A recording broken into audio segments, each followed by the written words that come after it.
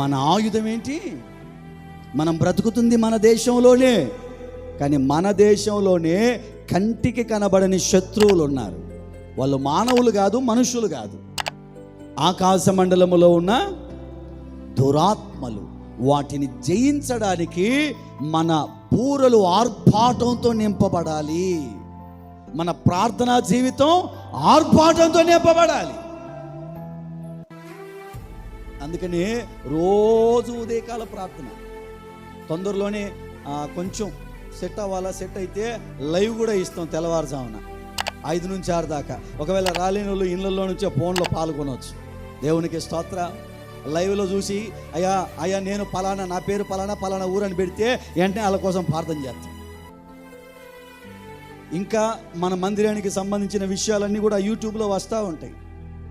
మీరు అవి చూడండి, ప్రార్థనలో ఎదగండి, బలపడండి, వాక్యాలు వినండి, 10 మందికి సువార్తను పంచండి. ఆ విషయాలన్నీ కూడా 10 మందికి పంచండి. మన ఆయుధం ఏంటి? ప్రార్థనే. అదొక్కటి చాలు. ఆ ప్రార్థననే మనం ఆయుధంగా పెట్టుకుంటే దేవుడు మనల్ని జ్ఞాపకం చేసుకుంటాడు.